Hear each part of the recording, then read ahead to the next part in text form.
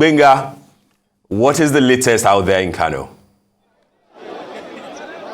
Thank you, Steve and Ruth. I can authoritatively tell you that tempers are flaring right here at the Kwankwaso polling center. What has happened is that we understand that a vehicle with some materials drove in. You can see we are moving close to where the vehicle is, and people are anxious. People are questioning what is in this vehicle. Like you understand that this polling center is a traditional stronghold of the supporters of NNPP, and they are questioning what is inside this vehicle. You can see the anxiety, you can see the curiosity. People are restless here that what could possibly be, and we understand that the owners of this vehicle have refused to open up the content of this vehicle. You can see them driving away. We can move forward and let's see what has happened. Immediately we got there, immediately Arise News got here, they speed off the venue to run away. Just some moments earlier, a vehicle came from another political party and they opened up the content of the vehicle. But this time around, you can see that this vehicle belonging to whichever political party, so though some people are saying that it belongs to the APC, but let's hear from eyewitness and the voter here. My name is Sabi Brian Kokoso, Director Campaign. Yes, we are conducting our elections successfully and peacefully. Yes. One vehicle come and it's suspected that it's carrying some weapon inside. Exactly. And our colleague asked the driver to open the boot, and the driver refused to open the boot. So this is the problem. This is what you call all this problem. Yes. Just to open the boot and see what is inside. Yeah. That is our request. Where is the vehicle from? Now they have been driving out. The vehicle have been driving out now. You will see that. It belongs to which political party? APC. How were you sure that that vehicle belongs to APC? The owner of the vehicle is my very close brother. Yes. Yes, and he has his own party and I have my own party. Yes. Okay, so we saw the vehicle driving off just now. Why did it drive off? I have directed all the crowd to allow the vehicle go out, so that we will start it outside, directly outside. So we will start the vehicle to see what is inside. Yes. If there is nothing inside, we are convinced. And if there is weapon inside, we will ask the security man to arrest the driver and go. Exactly. Exactly. That is the end of the point. Thank you. You've heard from a representative of the NNPP. He said he's the director of mobilization of the director of campaign. From the for the NNPP in Kano here. I think we can still catch more glimpse of what is of this spurious and questionable vehicle. We understand that the search is still on, so you can go with me.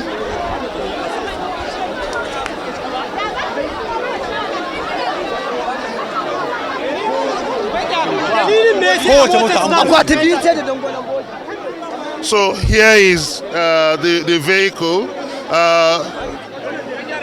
Is still driving off. You can catch. Okay, the vehicle is outside. Okay. No problem. No so I think the situation has been laid to rest now. You can hear the up sound saying no problem. We hope indeed, but only if we could have. It would have been nice to know the content of this vehicle, so that we can be sure that the process is indeed credible.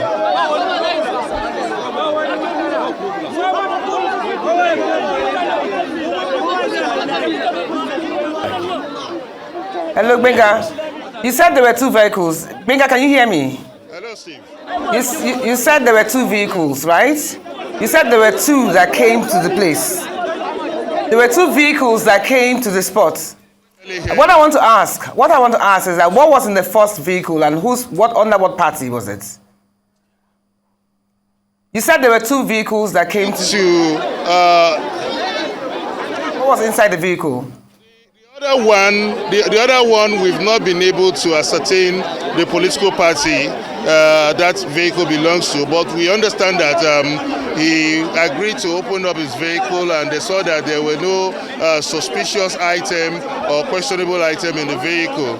So, but this particular one that had made off had refused to open the vehicle in the face of strong suspicion that it might contain some sensitive items that might influence the outcome of the voting process here. It wasn't seen physically.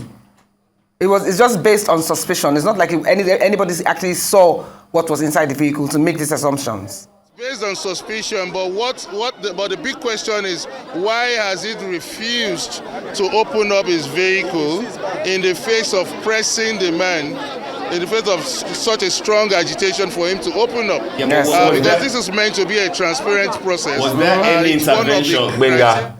If I can come in, was there any intervention from the security officers there, the police officers? If this is not a vehicle that is linked to INEC, ordinarily there ought to be an intervention from the security agencies. There doesn't even seem to be a presence. Unfortunately, we've not been able to hear from any security agents here. We've not been able to cite any security agent at this polling center so far. So, but we will still continue with our search. We will update you, we'll bring you up to speed on what best we can gather from what just happened now. There's no police presence in that venue. Are there any security presence? And is there any security present there? We've not been able to cite any security agents at this polling center.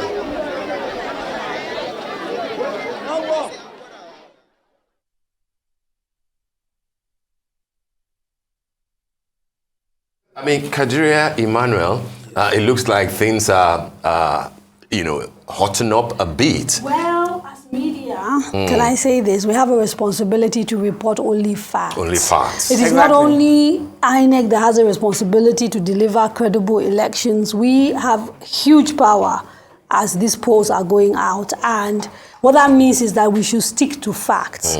As journalists, if what A says to us is raining outside, and another person says to us, oh no, it's not raining, our job is not to report both sides, it's to actually go out and find out whether it is raining. So if there is speculation around vehicles and all of that, our job should be to actually find out what is going on, reach out to the security agencies, reach out to the people that are thought to have come here. And actually you can report the fact of a vehicle, you can report the fact that it came, it ran off and all of that. But the rest of it that is speculative, I think we have a responsibility to just think about not riling people up and not leading to violence or trouble between parties. And we do that by reporting facts and then investigating things that we are unsure of and reporting our findings. Yeah. But what I found a bit worrisome was the fact at the crowds that surrounded the vehicle. And the lack of security at the place. It is actually the lack of security. To at least put things in order, because it looked like it was a free fall for everybody. Absolutely. Yeah, the facts which we can see. No security personnel on that was very worrisome. And Emmanuel, you are just finished reeling out for us the number of exactly. which the Inspector General of Police told us have been deployed across the country. Thousands. But here is a major polling unit, not one. And look at the crowd. So not even one security man very strange. To maintain order. Strange indeed. Very strange. And investigate suspicious things. Then the second issue is that how come 8:30 election has started at that polling unit? In Lagos, they are still looking for INEC officials. Exactly. This is a major problem. At 9:30. This is a major problem. And if people speculate about the reasons for that, then we start saying, oh, people are causing trouble. Exactly. You understand what I mean? Exactly. So, you know. Imagine people that have been there let's bring since in 7 o'clock. Frank. What are your thoughts on all this? I mean, fresh developments here and there. Lagos waiting for accreditation to begin where the candidate of the APC will vote. Kano is like a jamboree now. What are your thoughts? Well, with the situation in Kano, we first of all have to realize the responsibility of the presiding officer. He's practically in charge of the polling area. He determines the conduct of the election totally.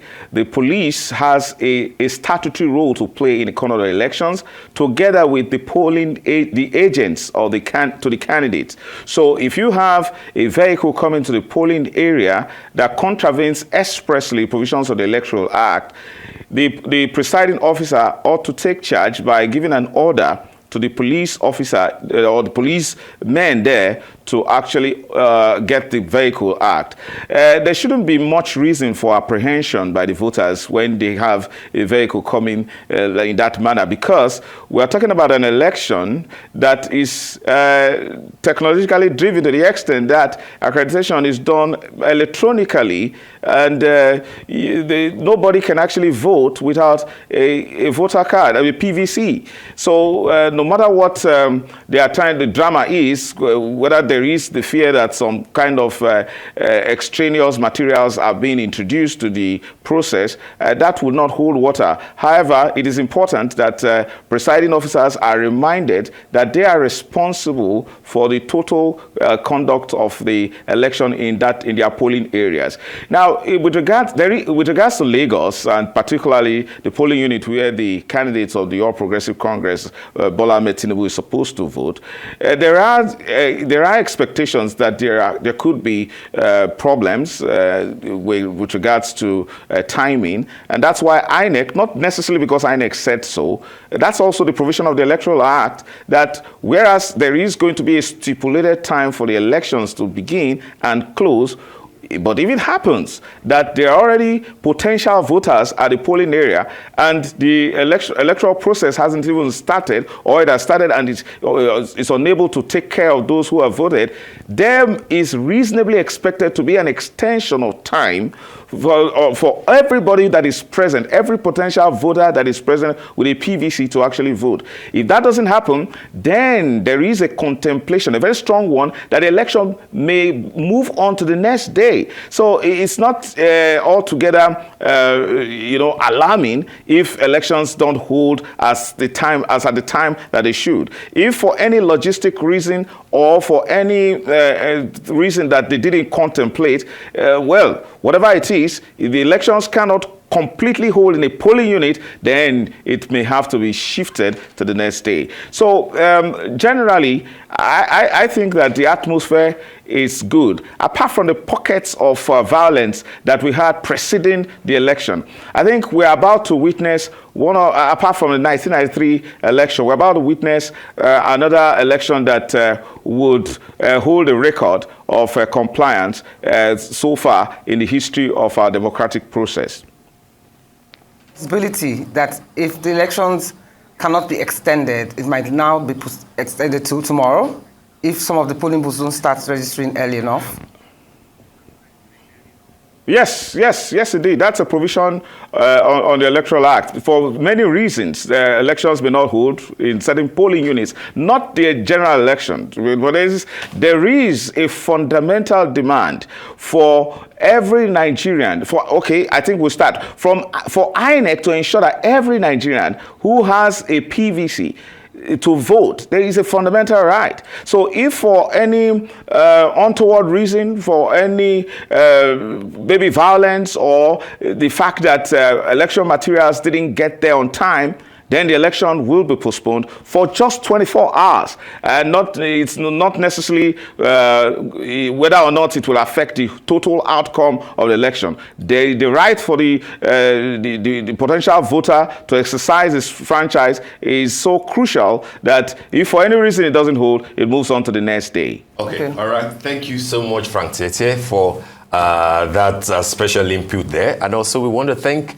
the others in the studio with us in Lagos, Emmanuel Efeni and Kadiria Ahmed. Can I say one question? Yes, please, just a quick one. Because I'm set to disappear. In response to Emmanuel, I understand the law makes provisions for that. Mm-hmm. But ideally, you should not have elections running across. And there's a simple reason. We hold elections on the same day so that there is no untoward influence. Imagine a situation where people are going to vote tomorrow and results from other polls have started coming out.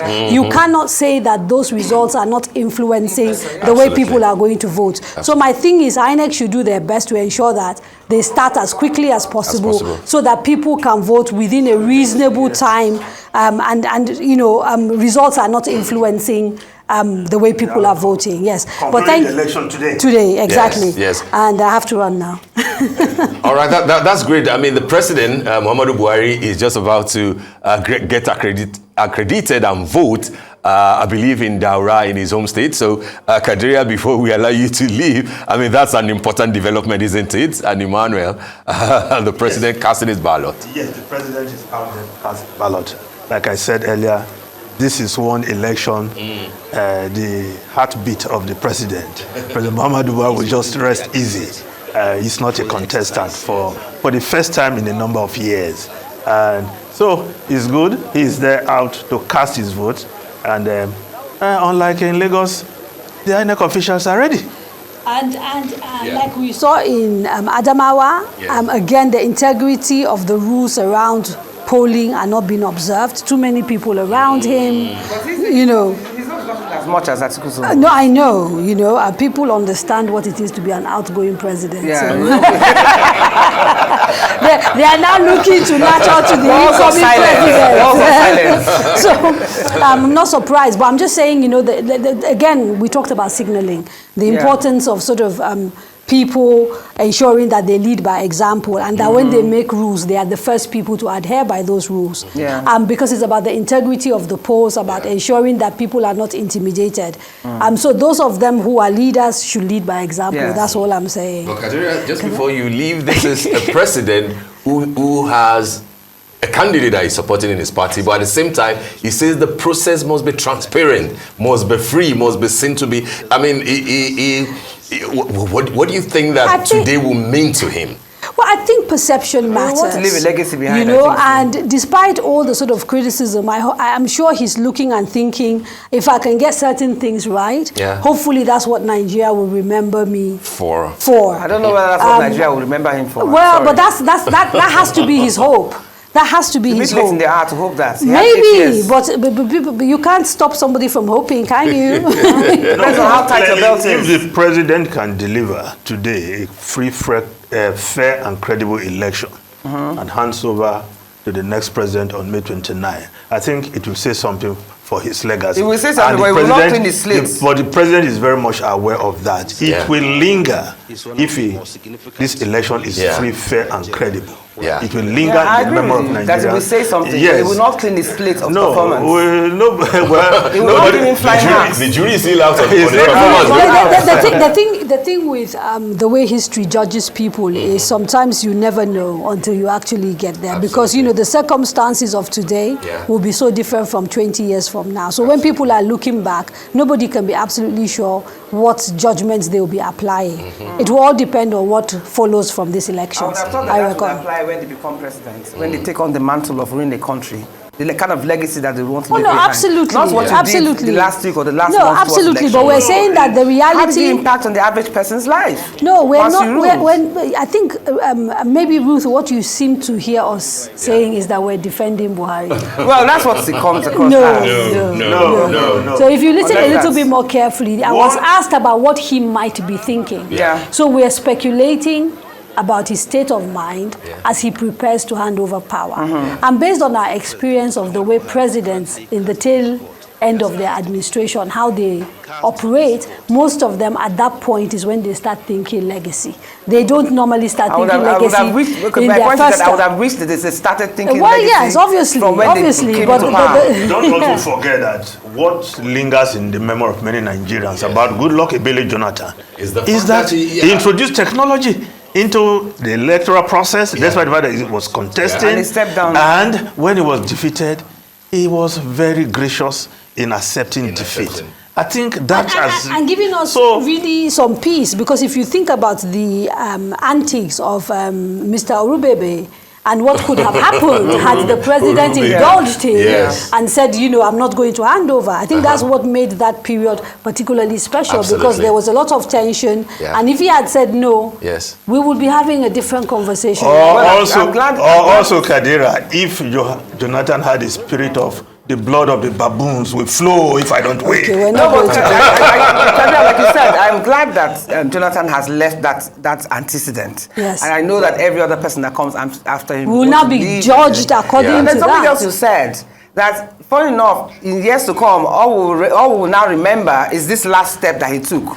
Not so much how he rules. No, I didn't say that. I said it's difficult to predict what he will be remembered on 20 years from now. But that would be normally a product of many things, including what happened after. But I think it's important that the president is now casting his vote, and I think this looks, you know, quite fairly tidy. He looks very calm too. You know, fairly tidy. He has done it, and it's just to put it in the ballot, and then.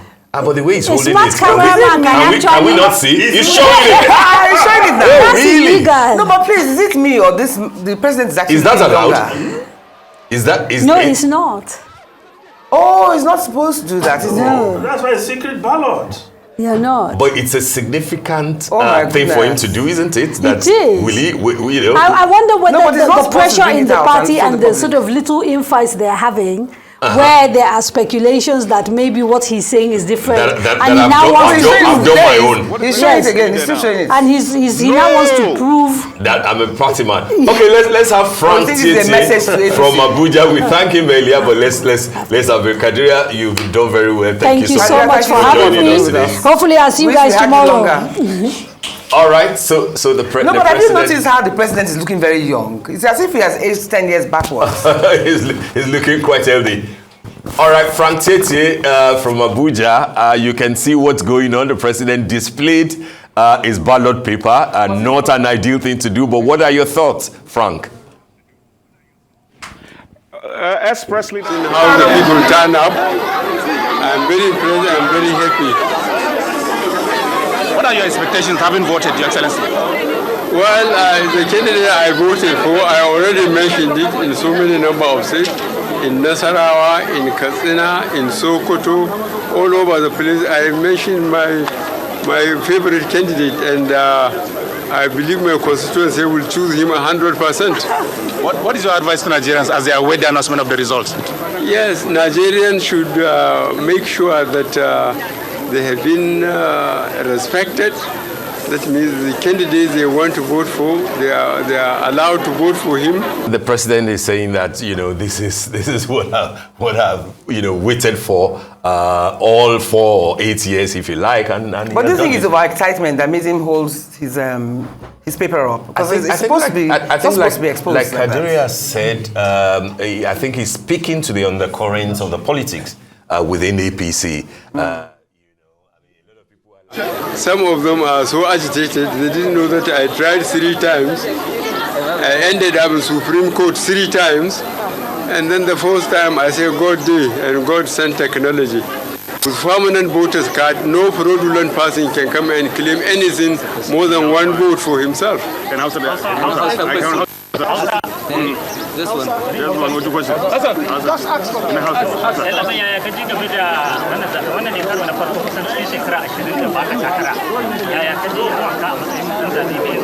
to ai murna cewa al'umma za su zaɓi wanda suke so daga kowace mazaɓa su zaɓi wanda suke so amma damfara irin ta da ba ta yiwa yanzu yadda da mutum zai. Okay, so that's the president of Nigeria, Muhammadu Buhari, doing justice to the whole point of today, the presidential election. And then you were speaking about the fact that, he displayed who he voted for. And I was saying that it speaks more to the undercurrent of the politics, within APC. I'm sure, Emmanuel, Well, but that's clearly that is not allowed. Yes. A secret ballot. And if we are saying no voter should go there and display his take picture of what you have done, who he or she has voted for the president to do that. I don't know why that should be done. Well, even if he's trying to play to the internal wranglings within the APC to show that, look, I'm actually supporting our man. Yes, I've done my bit. But I don't think that's necessary. But it has been done, and the optics are not looking good. All right, let's have Frank back. Frank Tete. Good to have you back, Frank. What are your thoughts on the conduct? On the flag flying. On the conduct of the president? Well, first and foremost, let us acknowledge that our president is above the law somewhat when he acts as president. But this time around, clearly, the president is in violation of Section 94 of the Electoral Act. Anybody or political party or any personality whatsoever that tends to, before 24 hours before the poll, before the election, and during the election, does anything to either promote or discredit any political party or candidate is in contravention of the standard, and if found guilty, can be imprisoned for 6 months or a fine of 500,000 naira. But this time around, this is controversial, and I now want to hold responsible all of those persons who handle the president. First, we are operating an open secret ballot system. So it's okay that the cameras are there when the accreditation process takes place. That's the open part of it, because agents are able to protest to say, no, the BVAS machine didn't approve this one, he cannot vote. So that's supposed to be open. But the process of making a choice is a secret aspect. That is, when you now go into that cubicle to now make that choice. But it's apparent that our president expressly and openly made a declaration of his choice. That's a very controversial thing to do. But again, you need to remember 1993 when MK Abiola went to vote, and then he had the insignia, of the party, the horse, of the SDP. which represented the Social Democratic Party. But some can turn around and say, well, it was obvious he would have voted for APC anyways. So whether or not he held it up or not is irrelevant. That he would have voted for his predecessor. Some can argue that he would have voted for his candidate. No. See, no. I'm not saying what he did was right. I'm just saying. I'm not saying what he did was right. So I'm just saying that some can say that it would have been obvious he would have voted for his candidate. So whether he showed it, exposed it or not, that would have been the automatic, his automatic choice. Let me further accentuate what Kadera was trying to say. That those who are ahead should lead by example. So we're talking about standards here that are set by law, not sentimental, not emotional, not playing to the gallery, actions that want to prove whether one is loyal to the party or to a particular candidate. We're talking about posterity here. We're building a country, and we're ensuring that standards are adhered to. I hope that this will be corrected so that the others don't think, and for those other big personalities, candidates, and persons who want to impress others, don't now see this example of the president and Frank, go and replicate. Thank you, Frank. We now have images from Alausa in Lagos State, where the candidate of the APC, Asiwaju Bola Ahmed Tinubu, will be casting his ballot. I think that he has arrived, and of course there is a buzz around that, showing Asiwaju's arrival. I mean that's clearly more than 2 hours. It's been managed still. Well, I mean, when you have a candidate, it is expected that he probably won't be alone. Naturally, Asiwaju will vote with his wife, just like Atiku Abubakar did. So let's have a clear view of what is going on. Naturally, the media will create a buzz around him. Yeah, you have to stay. We're saying, I mean, this is 10:14 local time. Accreditation. Is it the first person that is registering here? We need to know, have there been people who have already registered? Tokumbo will let us know the situation, but since the INEC arrived there, I think about how many? They arrived about 9:30. About 9:38. About 9:38. Yes. 9:38. So that means some people would have voted already before possibly the candidate has arrived. Possibly. But the first thing that Asiwaju will do now will be, of course, to go through accreditation for the beavers, and then he will cast his ballot just like. But I think they need a lot more control of the situation. They need to have a lot more people. Like Emmanuel was giving us his list of hundreds of thousands. Did you say hundreds of thousands of? There are security men. Security men, but I cannot see any. I can't see any. Which is the large entourage they are coming with. Yeah. But even like you said earlier, yes, when Atiku Abubakar voted in Yola, that we are going to see this of other candidates, and that's what we are saying. But I must even ask, even the entourage that comes with them, do they also vote? Well, it depends. Once their candidate has done his own voting, it doesn't look like it is everybody behind Asiwaju here that we vote. Because you could have killed two birds with one stone. Once he's finished his own voting, you get your entourage to vote. So at least you know you've done that. That is if you are registered in this polling unit. Okay, well, that's true. Many of them will be security personnel and then media personnel. Because they will now have to go to their own polling units, obviously, when they finish. If they still have the time. Just like if we still have the time, to No, but I think to a certain extent, they might have, like this one that we said earlier on, they would have to extend the timing. I don't think it's going to finish, everybody's going to finish at the same time. They will have to extend the timing for those that didn't start early. No, it depends on how many people you have in that polling. No, as at 2:30 p.m. when the voting is supposed to end. Anybody that is still on the queue will still be attended to. Yes. Will be attended to. Like this where they started late. Yes, but in this case where they started late, you cannot even use that 2:30. But again, it depends on the size of the accredited people.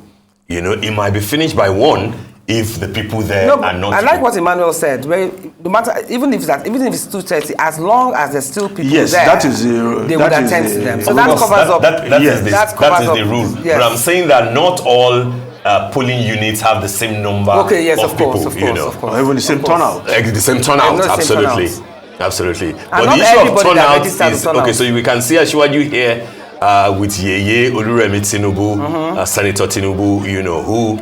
They will be okay. It's accreditation now. They're both wearing blue. Do you think that stands for something? I'm just curious.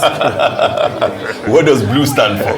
I'm just wondering whether they were trying to send the only blue that I across. know has to do with football. So, what blue is that? What blue? I must have football. I don't know. This is politics, not sports. I know. I'm just joking. Okay, the governor of Lagos State is also there. The governor is in a different unit, and I think he votes on the island, isn't it? Yeah, the governor is on the island with his wife, his Dr. situation seems quite calm. He's sitting down. There's no crowd rushing him.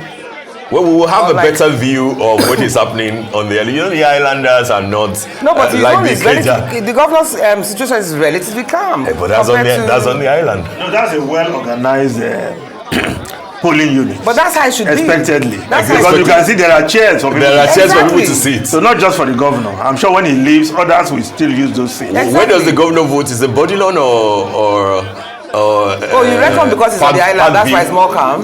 Well, I mean, people organize themselves differently.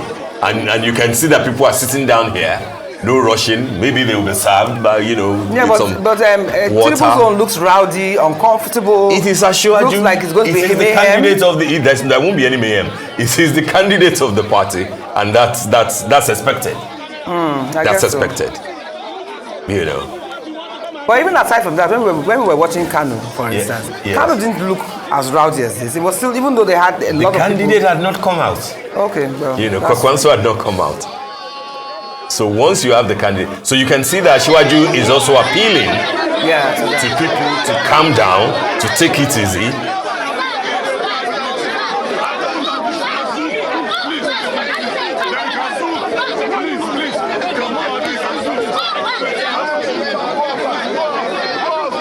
In the first instance, that will be attended to. Exactly. Asiwaju and his wife. So I don't know why people are so. But even with the voting register, isn't it an orderly line? Isn't there like a queue or something that you? Ordinarily, there will be a queue. There ought to be a queue. But then I think there's a privilege that is accorded special, the candidate of the party. Yeah, when he comes, exactly, he's attended to. Yeah, so, but Atiku's zone wasn't as rowdy as this. We don't know, because we don't know who he met, when he got there. But what is important is that even Tinubu himself is asking people to calm down. I think it is excitement. Calmness is very important. It is excitement, and INEC, I'm sure, will bring everything under control. You can see Yeye Oluremi Tinubu, gesticulating for people to take it easy.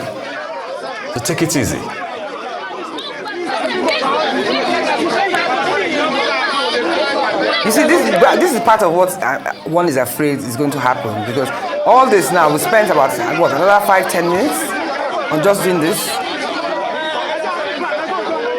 So the ensuring calmness is paramount. In disarray. They're under a canopy, right? It's not. I'm sure that when we get to Kumbo to explain what is happening, it looks to me like there are a few other people who will also be casting their ballot, right immediately after Asiwaju Bola Ahmed Tinubu. Is that Abike Dabiri next in the white scarf? That's her, right? No, it's not her. I don't think so. I don't think that will be our polling unit. If she will be voting, it will be in Ikorodu. It will be in Ikorodu. Okay, the governor, Sanwo-Olu, is already been attended to, and it's a direct opposite of what we have at Alausa. Yes. I don't even think Tinubu has even managed to register. Has he registered yet? He shouldn't have any problem being attended to. It is just getting the INEC officials. Yeah, the Beavers accreditation. That's important.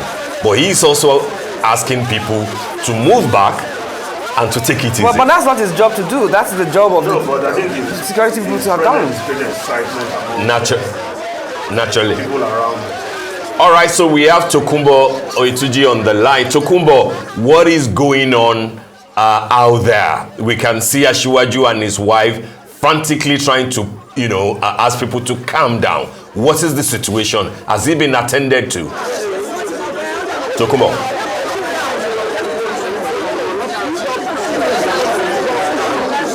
You can't even find it. Can you see him?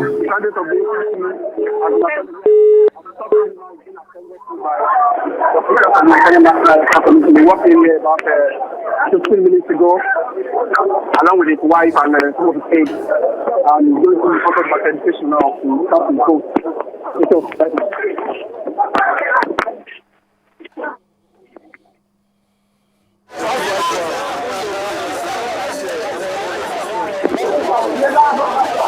Okay, I mean it's even a struggle for Tokunbo to get his words across, and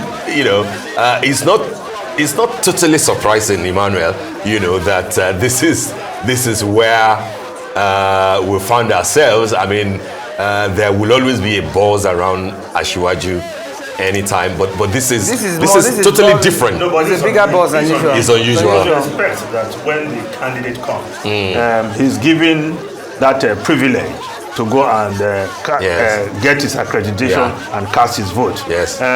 Except as we saw in Anambra last time, when the candidate decided to queue with others, to queue with others until he got to his turn. Yeah. But usually it's a tradition.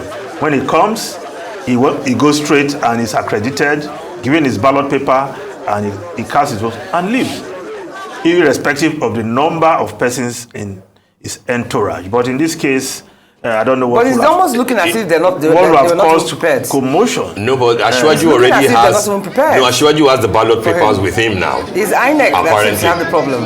No, but Asiwaju already has the ballot paper with him. So I think that he has been accredited. He has the ballot papers. He will now have to move, I suppose, to. So he's trying to check, because he will have 3 ballot papers for presidential, for senatorial, and for the House of Reps. His wife is confirming, apparently. It's quite curious, though, that for a process that started late in this particular unit, now all of a sudden turns rowdy you know, and... but like Ifeanyi said, I think the rowdiness is from overexcitement. Apparently. At his appearance. But at a point, it ought to simmer down. But she seems to be, what is she lifting up? He was even trying to calm them down. Yeah. Ask them to be orderly, but... the lady seems to be lifting up something. Is that the shield? What we are saying, that is the cubicle. It's not together yet. So they haven't even assembled it. Is that what it means? Yes. Where it will go into. That's the cubicle in parts. They are still trying to. Now, obviously, trying to assemble the cubicle. No, but the commotion there also affected that. Trying to put that together. But where are they going to even put the cubicle? It looks like they haven't even found this place to put it yet.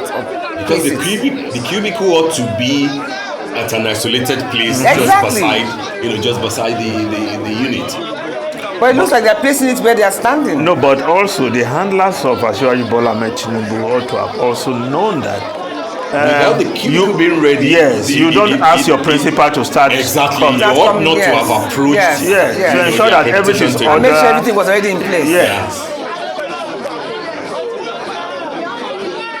Quite a contrast to what is happening on the island. Because it looks like the wife of the candidate is even helping them assemble it. Is that what she should be doing? At this point, that will have to happen. Because if it looks like INEC officials are overwhelmed.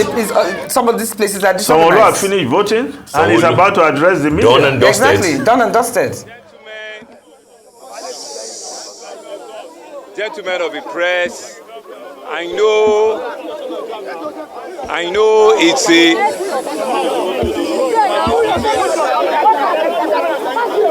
it's a volume of excitement that you have.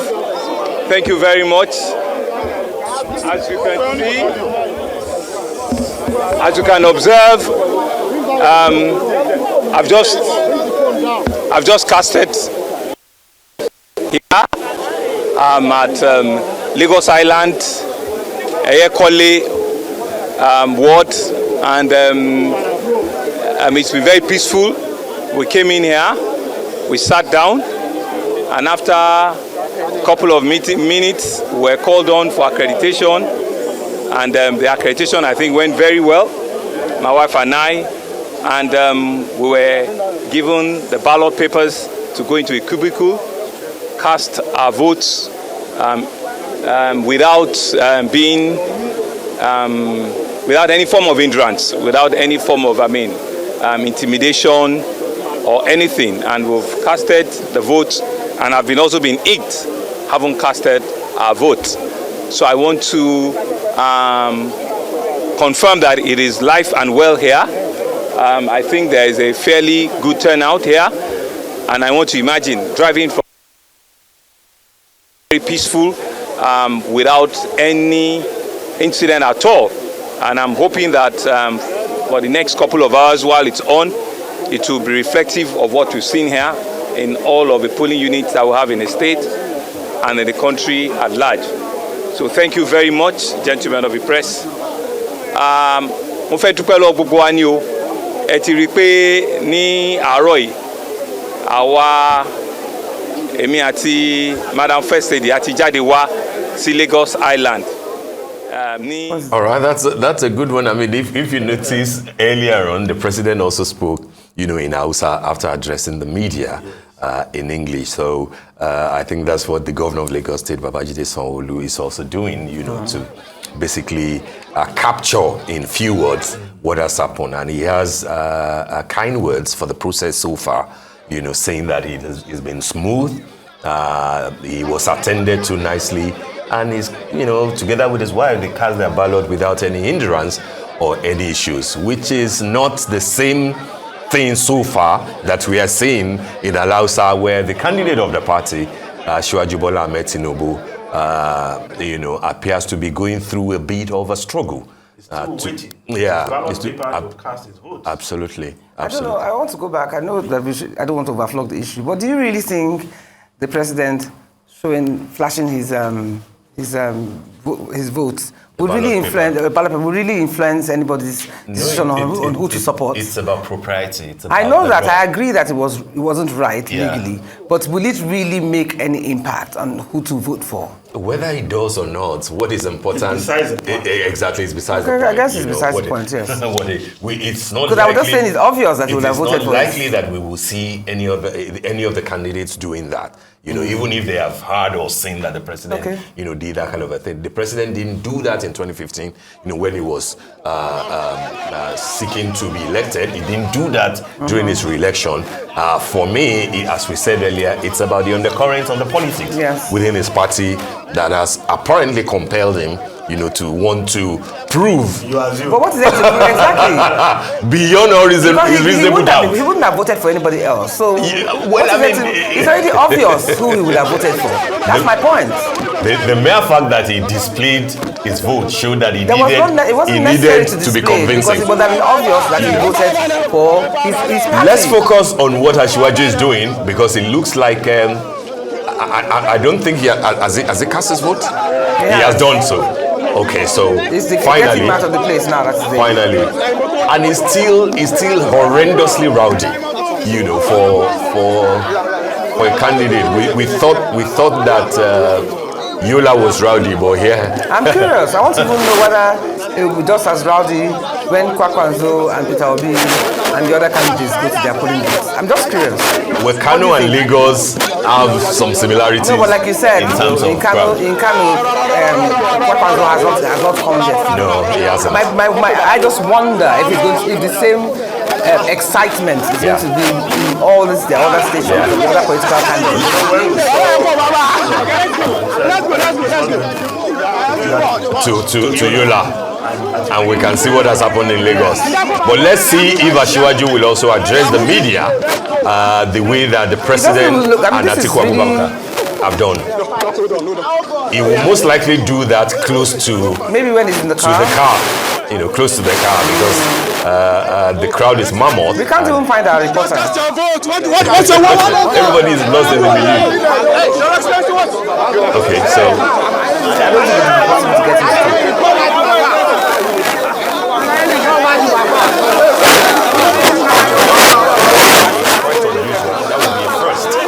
because at every election he has always addressed the media. Yeah, but it doesn't look like he has a chance to do so now. Anywhere he stops and shows that he's ready to speak, the cameras will, the cameras and the microphone will. It doesn't look like he's. I don't even think it's logical for him to stop now, because they will be swamped.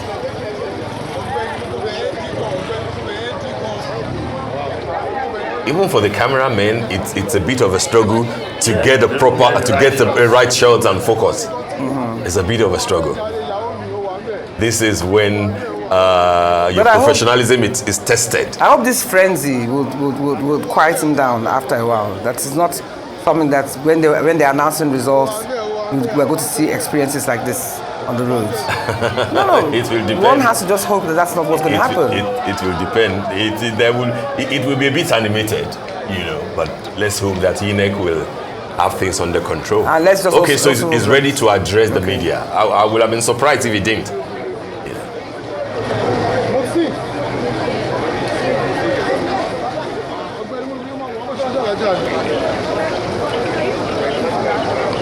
So exactly 2 hours. Are we not thankful that this is not during COVID? Can you imagine what it would have been like at that time? There was an election in Edo State during COVID, and it held. But the protocol would have been different.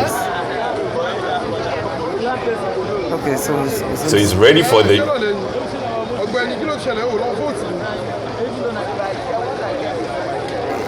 What do you think?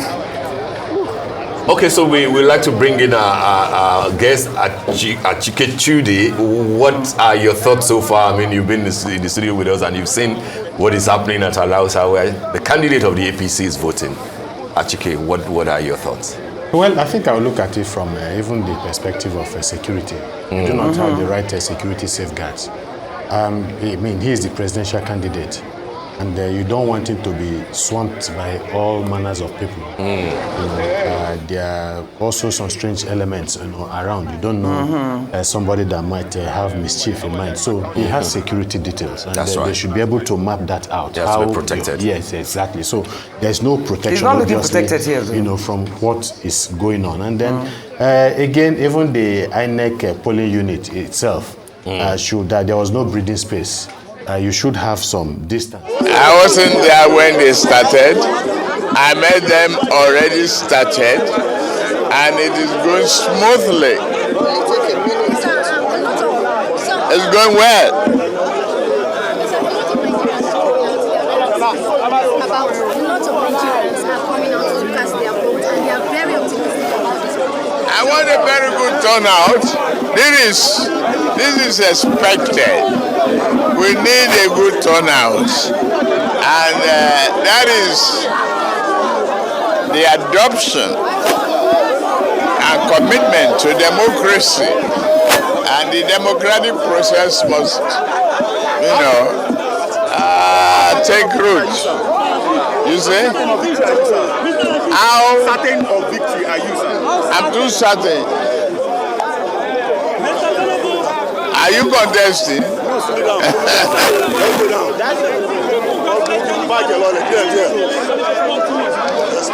It has to be me. This is said to be a different election with North Nigeria. And to you, what does this mean for the country, Nigeria? I followed you since the beginning of the rally, and you said a lot about your plans. What is the beginning?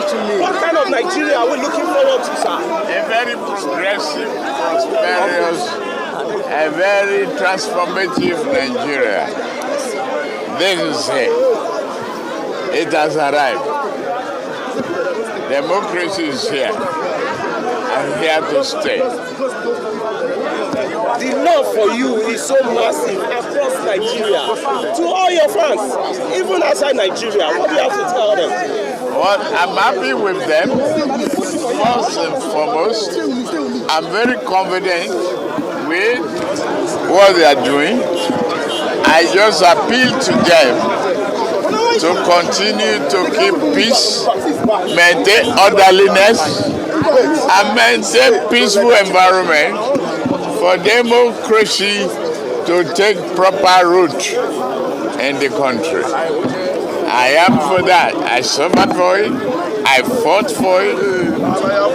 And it's taking place. I have to be happy. We have to celebrate. Thank you, Daddy. Thank you. Thank you very much. Thank you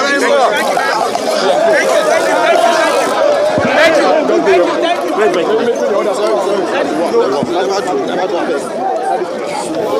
much. Okay, so it's obvious that the commotion, the buzz that we've seen in the last 20-25 minutes, essentially, was about the fact that, a candidate, the sissy boy himself, arrived to cast his ballot. And from what he has said, he says there's nothing unusual, to him. He already asked somebody, are you contesting?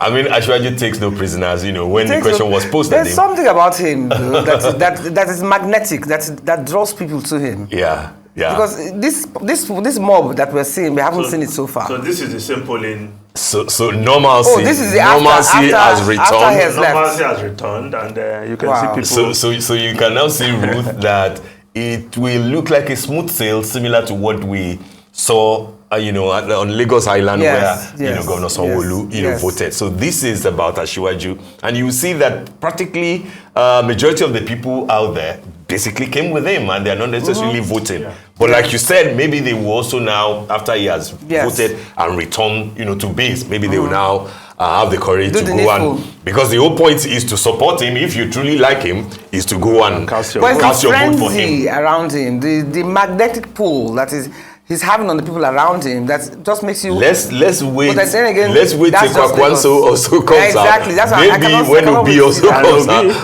Oh, I think Obi too would. So it's not. So it's a normal crowd after around the presidential candidate. He would have been disappointed if everything just and he queues and there was no buzz, there was no commotion. But to him, this speaks to acceptability. This speaks to turnout, and he mentioned the fact that yes, we wanted this type of turnout, and let's hope that the turnout will be impressive. He's in his stronghold. Absolutely, this is his base. Chika, I'd like to ask you something. Don't you think this is a refreshing change? Normally, when we used to have presidential aspirants or presidential candidates, they only came from north or south. Now we have south, we have north, we have east. Do you understand? And then we were going to use. Religion was going to play a predominant role, where it's either you're Christian or you're Muslim. But we have a candidate who has taken a Muslim ticket, and he's actually one of those who have seen the frenzied actions from people who went to see him, watch him vote. But don't you think it's healthier now that we have a choice of a candidate from almost every segment of Nigeria? Unless we're looking at the dominant political parties and of course, their candidates, because I think what is obvious is that we have always had candidates across all regions in this country. Yeah, but not front runners. Yes, it's just that you don't hear about them. So people have, there are people who have not of political parties who might not be part of this north-south zoning system, and so they have always participated in the elections, just that nobody heard about them because they, again, like I said, they were not in the dominant political parties. But there have been issues. Even when you talk about the Muslim ticket, there have been issues. And all of these issues are are